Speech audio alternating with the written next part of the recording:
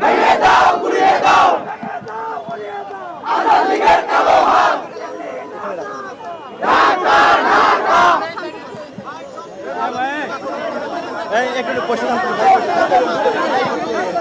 বসলে ভাই দেখতে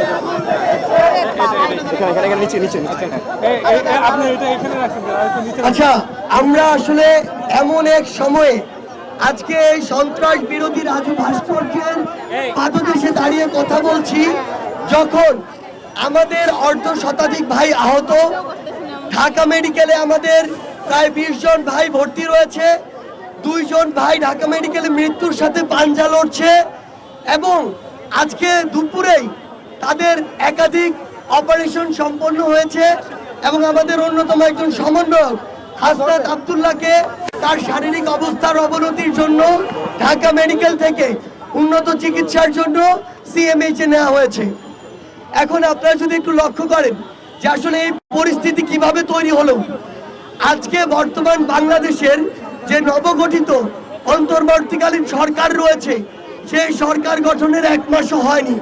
আমরা কখনোই বলবো না যে আপনি এই সরকারের সমালোচনা করবেন না, প্রশ্ন করবেন না, বরং আমরা আপনাদেরকে যৌক্তিক উপায়ে উৎসাহিত করি, এবং আমরাও চাই এই সরকারের যে কোনো যৌক্তিক সমালোচনা করতে, প্রশ্ন করতে। কিন্তু 16 বছরের যে ফ্যাসিস্ট সরকার বাংলাদেশে একটি করাপ্টেড সিস্টেম তৈরি করে দিয়ে গিয়েছে, সেই সিস্টেমের বিরুদ্ধে যখন নতুন আরেকটি সরকার আসে, ওই সিস্টেমটি বুঝার জন্য তো ওই সরকারের ন্যূনতম কয়েক মাস সময়ের প্রয়োজন হয়। পাশাপাশি এই যে ফ্যাসিস্ট সরকার 16 বছরে আমলাতন্ত্র থেকে শুরু করে বাংলাদেশের প্রত্যেকটি সেক্টরে তার তোষামতকারী ও মদতপুষ্ট যাদেরকে বসিয়েছে, এখনো তো তাদেরকে সমূলে উৎপাটন করা যায়নি। এমন একটি জায়গায় দাঁড়িয়ে সরকারের সবার আগে প্রয়োজন এই সার্বিক অবস্থাটি বোঝা, যারা ওই ফ্যাসিস্ট সরকারের মদতপুষ্ট দুর্নীতিবাজ রয়েছে তাদেরকে ওই সিস্টেম থেকে উৎপাটন করা, এবং তারপরে সিস্টেমটি নতুন করে রিফরমেশনের দিকে যাওয়া। সেই জায়গাটিতে আমরা গতকালকে লক্ষ্য করেছি, আনসার বাহিনীর নাম করে কিছু সন্ত্রাসী সদস্য, আমরা বিশ্বাস করি ওখানে যারা ছিল তারা আনসার বাহিনীর সদস্য নয়, তারা হচ্ছে আনসার লীগের সদস্য, যারা তাদের সময়ে জনগণকে সেবা না দিয়ে ওই লীগকে সেবা দিয়ে এসেছে, যারা যোগ্যতার ভিত্তিতে সে স্থানটিতে না এসে লীগের তোষামত করে পা চেটে ওইখানে এসেছিল।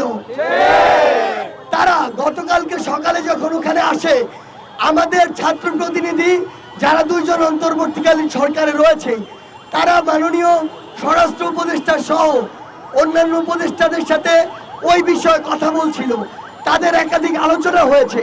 এরপরে আমি এবং হাসনাত আব্দুল্লাহ আমাদের স্বাস্থ্য এবং আমাদের যারা আহত ও শহীদ ভাইরা রয়েছেন তাদের বিষয়ে কথা বলতে মাননীয় স্বাস্থ্য উপদেষ্টার কাছে যাই, এবং আমরা যখন বাইরে ওই কিছু আনসার সদস্যদেরকে দেখি, আমরা তখন তাদের বিষয়েও কথা বলতে মাননীয় স্বরাষ্ট্র উপদেষ্টার কাছে যাই। অর্থাৎ ছাত্র জনতা যে কোনো সময় বাংলাদেশের নাগরিকের যে কোনো দাবির জন্য সেটি শুনতে প্রস্তুত এবং সেটি আলোচনা করতে প্রস্তুত। কিন্তু আমরা যখন তাদের একটি টিম সচিবালয়ের ভিতরে নিয়ে এসে সকলের সাথে কথা বলার ব্যবস্থা করলাম, দুপুরে একবার কথা হয়েছে, সন্ধ্যায় একবার কথা হয়েছে, তারা কনভিন্স হয়, তাদের অধিকাংশ দাবি মেনে নেওয়া হয়, এবং বাকি দাবিগুলোর জন্য যৌক্তিকত বিবেচনায় কিছু সময় চাওয়া হয়। তারা কনভিন্স হয়ে যখন বাইরে কথা বলতে যায়, তখন সকলে নয়, ওইখানকার কতিপয় আনসার সদস্য তারা এটি মেনে নেয় না। অর্থাৎ তাদের উদ্দেশ্যই ছিল দাবি মানা বা না মানার সাথে কিছু নয়, তাদের উদ্দেশ্য ছিল সচিবালয়কে অবরুদ্ধ করে দেশকে অবরুদ্ধ করার চেষ্টা করা। সেই জায়গা থেকে আপনারা ইতিমধ্যে জেনেছেন যে ওইখানে আনসার লীগের যারা নেতৃত্ব দিয়েছে তাদের মধ্যে প্রধান যিনি ছিলেন, তিনি এর পূর্বে স্বেচ্ছাসেবক লীগের একজন নেতা ছিলেন, এবং সেই স্বেচ্ছাসেবক লীগের নেতা সহ অসংখ্য 5-8টা পেটুয়া বাহিনী আনসারের নাম করে গতকালকে আমার বিশ্ববিদ্যালয় সহ ঢাকার অসংখ্য ছাত্র ভাইদের উপরে অতর্কিত রক্তাক্ত হামলা চালায়। আমরা জেনেছি যে এর পূর্বে যিনি এই আনসারের ডিজি ছিলেন তিনি একজন আওয়ামী লীগের মদতপুষ্ট পা চাটা ডিজি ছিলেন। আমরা আমাদের জায়গা থেকে স্পষ্ট করে বলতে চাই, ওই পা চাটা ডিজিকে এই ছাত্রদের উপরে রক্তাক্ত হামলার জন্য অবশ্যই বিচারের আওতায় আনতে হবে। আমরা আমাদের জায়গা থেকে স্পষ্ট করে বলতে চাই, যে ফ্যাসিবাদের দোসররা এখনো বাংলাদেশের বিভিন্ন জায়গায় বসে বিভিন্ন ষড়যন্ত্র এবং নীল নকশার চেষ্টা করছে, তাদেরকে দ্রুত খুঁজে বের করে ওই জায়গা থেকে উৎপাটন করতে হবে। আমাদের জায়গা থেকে স্পষ্ট বার্তা, আমরা কাউকে যোগ্য বা যৌক্তিক সমালোচনায় ছাড় দিব না। আমরা মাননীয় স্বরাষ্ট্র উপদেষ্টাকে বলতে চাই, আপনি আমাদেরকে বলুন 5 তারিখ চলে গিয়েছে, আজকে 26 তারিখ, এখনো পুলিশ কেন পুরো দমে মাঠে নেই? গতকালকে কেন ছাত্র জনতাকে যেতে হলো সচিবালয় প্রোটেকশন দেওয়ার জন্য? গতকালকে কিভাবে আনসার সদস্যরা আমার ছাত্র জনতার উপরে বুলেট নিক্ষেপ করলো? কিভাবে ওই আনসার সদস্য নামের আনসার লীগদের হাতে অবৈধ অস্ত্র গেল? আপনাদের খুঁজে বের করতে হবে তাদেরকে এই হামলা করার, বুলেট চালানোর অনুমতি কে দিয়েছে? আমাদের জায়গা থেকে স্পষ্ট বার্তা, অন্তর্বর্তীকালীন সরকারের কোন একজন উপদেষ্টা যদি তার দায়িত্ব পালনে নিজেকে যথেষ্ট যোগ্য এবং যতটুকু শ্রম দেওয়া প্রয়োজন ততটুকুর উপযুক্ত না মনে করে, তাহলে তার নিজে থেকেই এর চেয়ে ভালো একজন অপশন খুঁজে দেওয়া উচিত।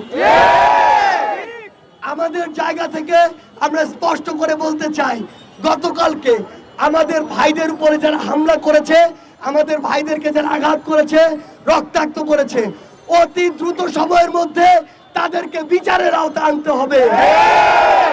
যে সকল আনসার লীগের সদস্যরা গতকালকে চক্রান্তের সাথে জড়িত ছিল এবং গতকালকের এই যে প্রোগ্রামটি ছিল এটিকে একটি চক্রান্তে নিয়ে যাওয়ার জন্য যারা ওইখানে সক্রিয় অংশগ্রহণ করেছে, তাদেরকে এই সকল প্রকার আনসারের সুযোগ সুবিধা থেকে অব্যাহতি দিতে হবে। এবং সবশেষে আমরা এটি বলবো যে আমাদের জায়গা থেকে স্পষ্ট বার্তা, এই যে 16 বছরে ফ্যাসিস্ট একটি সরকারের মাধ্যমে ফ্যাসিস্ট একটি প্রশাসন গড়ে উঠেছে, সেই ফ্যাসিস্ট প্রশাসন থেকে আওয়ামী লীগের যত দালাল তোষামতকারী পা চাটা রয়েছে তাদেরকে ওই জায়গাগুলো থেকে বহিষ্কার করতে হবে। এবং পরিশেষে আমার ছাত্র জনতা ভাই বোনদের উদ্দেশ্যে একটি কথাই বলবো, যদি যে কোনো সংকট তৈরি হয়, ওই ষড়যন্ত্রকারী ওই শকুনেরা যদি কোনো ষড়যন্ত্রের নীল নকশা করে কিংবা আমরা যদি এর মধ্যে কোনোভাবে আপতিত হই, গতকালকে যেভাবে আপনারা সমুদ্রের ঢেউয়ের মতো গিয়ে সকল চক্রান্তকে নস্যাৎ করেছেন, আগামীতেও 5 মিনিটের অ্যানাউন্সমেন্টে এমন করে সকল নীল নকশাকে আপনারা ধুলোয় মিশিয়ে দিবেন। আজকের মতো আমাদের এই বিক্ষোভ সমাবেশ আমরা এখানে শেষ করছি। বৈষম্য বিরোধী ছাত্র আন্দোলনের পক্ষ থেকে সকলকে আবারও সংগ্রামী শুভেচ্ছা। ইনকিলাব জিন্দাবাদ। ঢাকার বিভিন্ন প্রাইভেট বিশ্ববিদ্যালয় থেকে আমাদের যে সকল ভাইয়েরা আছেন তাদের প্রতি অসংখ্য ধন্যবাদ এবং কৃতজ্ঞতা প্রকাশ করছেন। এছাড়া জগন্নাথ বিশ্ববিদ্যালয়, ঢাকা কলেজ, ইডেন কলেজ থেকে, আমাদের যে সাত কলেজ থেকে, ঢাকার বিভিন্ন কলেজ এবং বিশ্ববিদ্যালয় থেকে আজকের এই প্রতিবাদ সমাবেশে